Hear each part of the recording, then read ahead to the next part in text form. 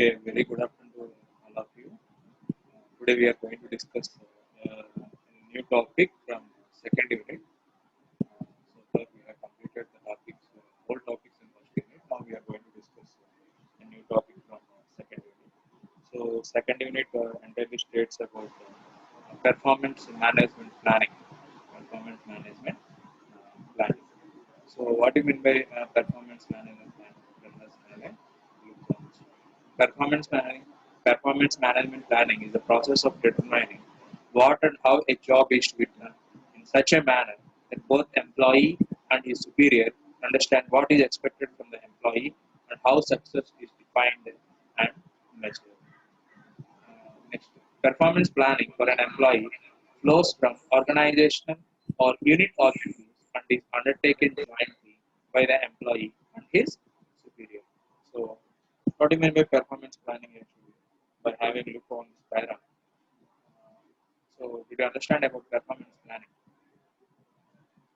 So, it is all about determining how a job is to be done in such a manner that both employee and his superior understand what is expected from the employee and how success is defined and measured. So, here performance planning is nothing but actually after assigning a task, there will be certain guidelines given to each and every employee in reaching the task, right? I mean, in completing the task. So, this is how to complete the assigned work and is being measured. And after completing the task, you'll be having a result at the end, right? After completion of the task, you'll be having a result. You'll be like after solving the problem, how could you get a result? The same manner, after completing each and every aspect assigned to you, you'll be resulting with a you'll be handling with a result, right? This is so. Is the expected result obtained after completing the assigned task is being discussed. So the main thing is for getting result, right? The main thing that we are performing the task is only for expected. So to the expected result, arise or not is being discussed. Yeah. Next, performance planning for an employee flows from organization to unit objectives and is undertaken jointly by the employee and his superior. So here actually, the organization will assign a task to each and every department. So here the task is being flowed from organization. I mean, the management level or superior level to the department heads. Here, the department heads used to handle the task, and they should divide the assigned task into different parts, and they used to assign each and every employee depending upon the designation of the employee, right? So based on the designation only, the work will be assigned to each and every employee. In the same manner, the task will be divided and assigned to each and every employee. Here, it is the responsibility of a team of employees who are working under a superior in order to complete the given task from the superior and submit the result to the superior. Right? Next, need of performance planning. So, what is the importance of performance planning? Let us discuss. It determines what and how a job is to be done. This performance planning will determine how to perform the work, how to complete the work, right? As we discussed it, after assigning a task, certain guidelines will be given to each and every employee, and beyond the guidelines only, the employee need to work. He need to fulfill the given task. Similar manner, how a job to be done. So, what are all the steps involved in completing a particular task assigned will be discussed.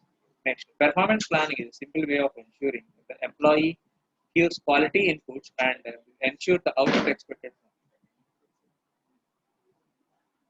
in this.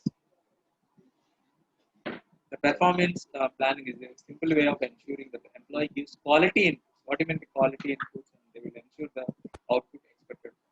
So here, quality inputs in the sense all the required things. So unless you provide the required material and all, I mean material in the sense inputs. So we can't get the expected output, right? So all the requirements in order to perform the task should be assigned to the particular employee, and we make them to perform the work, and we should expect the result. Similar manner, without providing all the inputs, we can't expect a right output, right? Like Next, planning gives a sense of direction and ensures good economics for the company. In addition, it ramps up the contribution of individual and enhances it in itself work. So, a proper planning will lead for the organization goal, right?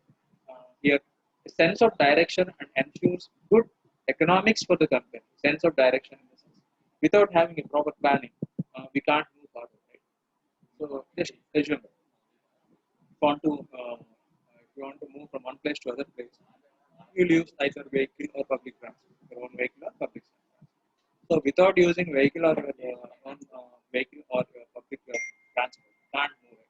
So you can walk for a little bit distance, maybe 10 kilometers or 5 kilometers. Nice. So beyond that, you can't do, can't perform the same manner. So if you want to reach the end destination, compulsorily you need to depend on some other or depend on upon your own. Right? The same manner, in order to perform the assigned task, you need to depend upon particular process of planning. Right? Next, it would also be accurate enough to provide the performance of an employee throughout the year. So this particular planning process will not be limited for a particular period. So it will be traveling along with the employee throughout the year, and the results in best sorry, and will be helpful in obtaining better results. Next one. To communicate basic responsibilities that the individuals have to perform on a daily basis, and it could be a reporting and data management. So the basic responsibilities that the individual has to perform on daily basis. So it could be reporting and data management. So what are all the responsibilities that each and every employee need to perform during his day-to-day day-to-day life? I mean, day-to-day in an organization will be given to you, like just a timetable assigned to you, right? We used to assign we used to combine different classes and assign you in a form of a timetable. So based upon the timetable, you used to attend the class, right? In a similar manner, day-to-day work activities are being assigned to the employees. Next, to identify and build on the competencies of an individual for doing the job. This helps in making the employees more productive. Productive. So every organization expects, what does the organization expect? Every organization expects a result, the result in the form of an end product, right? So in the similar manner, uh, this performance planning will helpful in reaching the expected end product. Next, to create an adequate career development plan for the individuals, which would keep him or her motivated. If an employee is well aware of his or her career as well as growth plan, he will be self-motivated. So career. So for every employee, if you take an example of a fresher who joined in a company, so after gaining a limited period of experience, like 2 or 3 years, he is willing to move to other organization. So definitely. So what is the goal of his? Only just for can't move simply, right? He's earning 15,000 in a home organization, and if you want to move to some other organization where he would get the same salary, similar salary where he is earning in the home organization, it's not a proper reason. Unless he may expect some more, either 20,000 or 25,000. So this 20 or 25,000 variation will be depending upon the skill he earned for a particular period of time. Since we discussed that an employee who is started his career as a fresher, worked for 2 years or 3 years of experience. After getting 3 years of experience, he wanted to move to some other organization. So the reason, what is the reason hiding in this? The main reason hiding in this is for a period of 2 to 3 years, the employee has earned certain experience, right? Because of using this certain experience, what he had done in his home organization will be helpful in implementing in the some other organization where he is willing to migrate, and there he could earn more. So this experience in the sense, skills, or whatever it may be, what he learned, the real-time experience for a period of 2 to 3 years will be transferred in some other organization, external organization, and we will be earn more. So this will be enhancing in career, development in career, and all, right? Next, performance plan laid out would also be helpful in enlisting the various training programs which employees can take to increase the knowledge and productivity. So this will be helpful in increasing his knowledge by attending various training programs conducted during his career in certain organizations. What is the importance of performance plan? First one, to increase and improve communication between leaders and staff. So this is the first important point in performance plan. So how could you increase the communication between superiors and subordinates, subordinate and subordinate, superior and superior? So between among your colleagues, who may be a superior or subordinate. Next. It provides a focused opportunities to clarify the job responsibilities, goals, and objectives. Through purposeful dialogue, leaders are able to provide employee feedback on their performance with room for questions to get a better understanding. A specific time is set aside annually. It's important this be an ongoing process throughout the year. Yes, this performance planning process is an ongoing process. It is not end for a period. It is not limited for a period of week or month or couple of months. So throughout the year, until your organization works, the work carries in your organization, this performance planning is implemented. Right? Next, it provides a focused opportunities to clarify the job responsibilities, goals, and objectives. What does it mean? So since you discussed it, right? So the assigned task will be divided into parts, and each part will be assigned to each and every employee based upon his capabilities and experience. So capabilities and the skills, etc., where the employee is able to handle. So depending upon the skill only, the work will be assigned to each and every person. In this manner, so the work will be divided and assigned to each and every employee. Through purposeful dialogue, leaders are able to provide employee feedback on their performance with room for questions to gain better understanding. So a feedback is also a mandatory thing. So through feedback, the employee will be getting motivated. He will be able to understand where he is lagging, and superior is responsible to motivate the employee and mold him and to make him perform according to expected. So the superior is responsible to make the employee perform and make him to uh, uh, complete the assigned task and expected results. Next, specific time is set aside annually. It's important. It's being an ongoing process. So, as we discussed, we're taking a class timetable example. So each and every class, the whole day, right from opening of college to yeah, till evening, till closing the college time. So the duration in between from 9:20 to 4:20, the hours have been segregated, and each and every hour is assigned to the available employees. I mean available faculty. The similar manner, as I discussed in previous classes, like, minimum working hour with 8 hours per day, and the whole day is divided into three shifts. That is A, B, C, and the shift rotation is implemented, and each and every employee will be working according to the shift rotation, like shift A, shift B, and shift C. So, in the similar manner, the time is divided into uh, uh, different parts. Each and every session is being allotted to particular employee. This will be helpful in continuous progress of the work without any stoppage. Next, it improves performance. So by implementing the performance management planning process, will improve the performance in an employee. How it will be improved? Establishing a challenging performance goals in support of organizational objectives, taking time to identify and eliminate obstacles to performance. It gives an opportunity to encourage the individuals and teams to strive for continuous improvement and quality. So in this manner, this performance planning process will be helpful. So establishing a challenging performance goals in support of organizational objectives. So what does it mean? So other than the organizational objectives, so the each and every individual should mind that the assigned task should be completed without time. So within time, right? Before timing. So the organization assigned a task to be completed within a month. So the employee should strive hard to complete the task within less than the month. So actually, the organization has assigned a time for a period of 1 month, but the employee should strive and complete the given task within less than a month, like 25 days. Like so, here the employee's performance level will be maximized and time will be saved, and the organization can reach the assigned goal within a short period of time. Next, taking time to identify and eliminate obstacles to performance. So during the working hours and all, we'll be facing with several obstacles, right? Several barriers will be uh, occurring during your work environment. So the barriers may be due to miscommunication, or barriers may be due to technological overlap and all, or some other environmental conditions may even place to, may even disturb the work assigned work. So these obstacles should be get noticed to the superior of department, and it should be get clarified.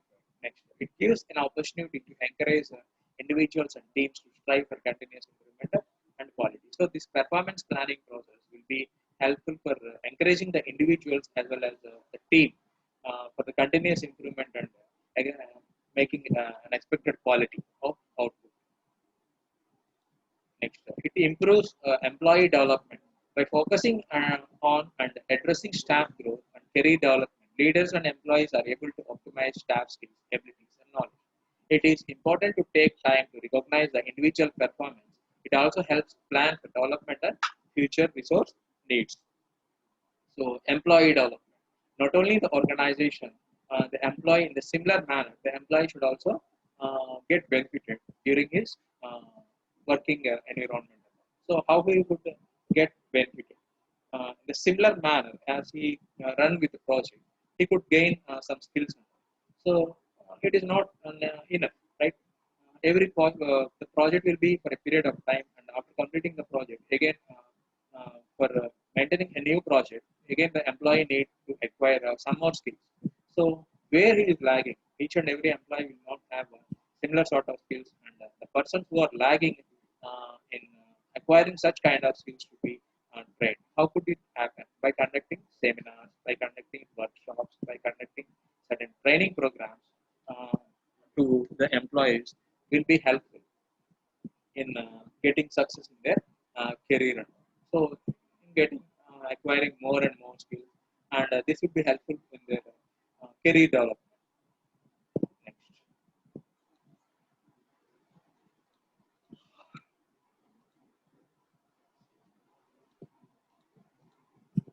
so let us discuss about performance measurement approaches. So there are different kinds of approaches which are used in order to measure the performance planning process, like result approach, quality approach, attribute approach, comparative approach, behavioral approach, etc.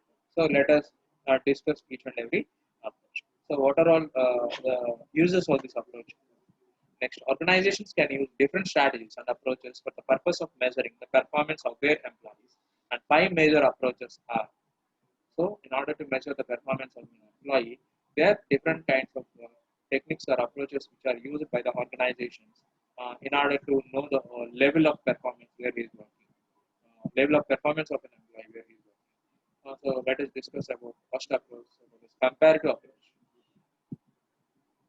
The comparative approach involves ranking an employee's performance with respect to that of others in the group. Here, the individuals are ranked on the basis of highest to the lowest performer. Next, this ensures a reward for the top performance given proper training and guidance. And these top performers can be promoted to higher managerial positions, while the poor performers are given a chance for further improvement or dismissal if their performance does not meet the standard requirements. So here, comparative approach. Comparative approach itself states the comparison between two people. Here, while comparing with two people, here both individuals are taken into consideration separately. The performance of both the individuals are taken in separately. So then only we can compare. Assume that there are two people A by the name A and B. While comparing with A and B, we need the comparison between A and B will be happening by some framed out guidelines or some questions similar to that. So by using those, we can compare both the people and rate them, rate the person who is top among. So this comparative approach involves ranking an employee's performance with respect to that of others in the group. So either the comparison may be person to person or person to the other persons who are living in the, who are in the group. Here, the individuals are ranked on the basis of highest to lowest performance. depending upon the performance of an employee, the rating will be provided. The rating will be in the manner of highest to lowest. Next, this ensures reward for the top performance. So by rating the each and every employee from highest to lowest level, the employee seeks where is they are. So what position they are required, in which position they are, and this will be helpful. And this will be helpful by knowing that.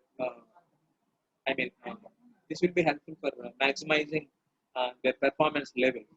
And, next, proper training and guidance. These top performers can be promoted to higher management positions. So, if the employee performs at maximum level, so he will be rewarded in terms of promotions. While the poor performance are given a chance for further improvement or dismissal if their performance does not meet the standard requirement. So up to what bar the organization will consider them. So the employees, the lagging employees in terms of performance and all, will be uh, assigned some other training programs, and it is a kind of chance given by the organization to the poor performance. And even though if the performance doesn't improve, then he will be terminated from the organization.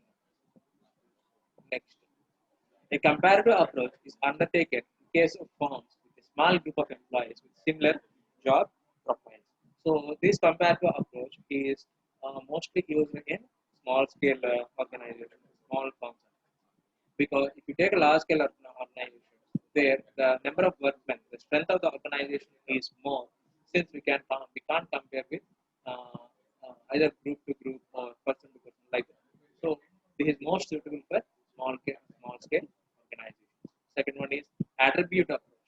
In this system, the employees are rated on the basis of specific set of parameters such as problem solving skills, teamwork, communication, judgment, creativity, and innovation. Here, the major disadvantage of the attribute approach is performance measurement, that is subjectivity. Another limitation of attribute approach is accuracy, identifying only the best and worst performers. However, the advantage of this method is simplicity, because of which most organizations work. So while compared with the comparative approach, this attribute approach is uh, mostly used in each and every organization. Here, in this attribute approach, the quite difference is comparing. So in comparative approach, the persons are being compared with one another, because it is limited to small organizations. But whereas in attribute approach, the persons are being compared with even though they are compared with each and every among colleagues and all. On.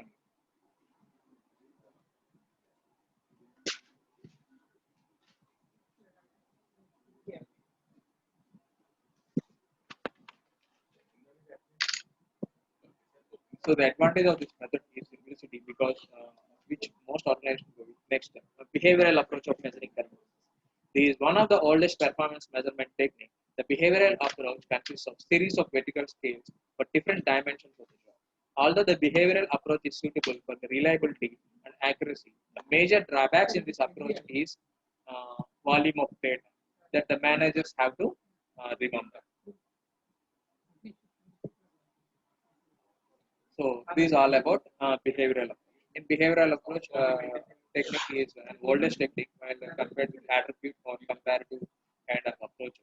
And this behavioral approach consists of series of vertical scales of different dimensions of the job. And all the behavioral approach is suitable for reliability and accuracy. The major drawback is maintaining data. Next, quality approach of measuring performance. This approach focuses on improving the customer satisfaction by reducing errors and achieving a continuous service improvement.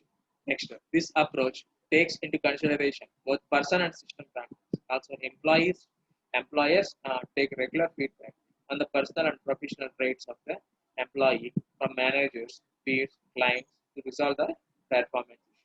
So, this quality approach of measuring performance is also most widely used. So, what is the best use of this? Here, direct employer is involving, but whereas in rest of the approaches, employer is not involved. But in quality approach of measuring performance, employer is directly involving and collecting the feedback, and he used to notify the lagging, where the employee is lagging. So what are all the disturbances faced by the client during the production process and all. So he used to collect the feedback from at different levels, either from managerial level or employer level or even client level, so that he could be better solve issues arise. He could be better resolve the issues arise. Next, the advantages of this approach include assessment of both employee and system, problem solving through teamwork, use of multiple sources to evaluate the performance, and involvement of both internal and external factors.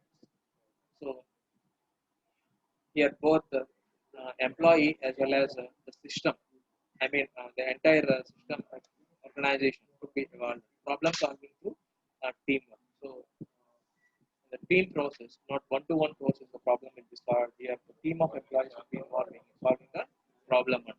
So here, internal and external factors that occurs in causing the problem is being considered. Next, last one is result approach. The result approach allows knowledgeable employees to use their information and resources to obtain the desired performance in a more autonomous way. The third approach is to measure the employee rate during the review cycle. So, what do you mean by result approach? It allows a knowledgeable employees to use their information and resources to obtain the desired performance in more autonomous way. So, this is a final approach where the employees, the more skilled employees will be considered to use their information and resources uh, in order to gather the information about the performance level of employees. So these are different approaches that are used in implementing the performance management planning.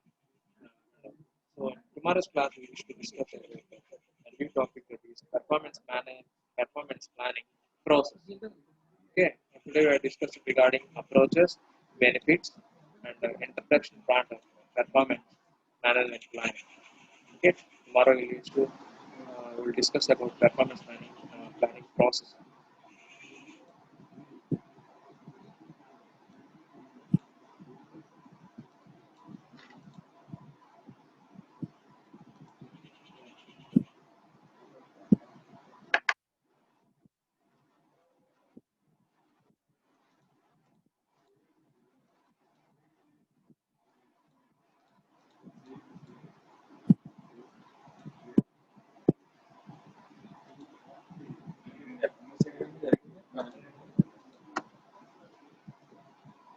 So these are all about today's class. If you are having any doubt, please let me know.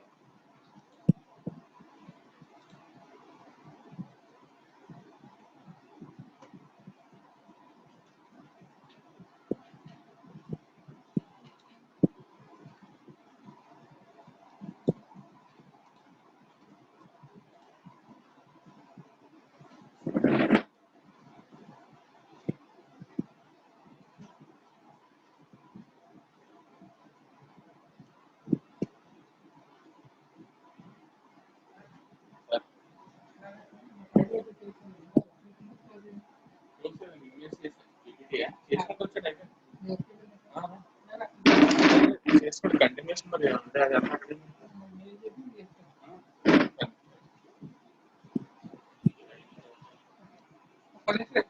పక్కన ఏం పని లేదు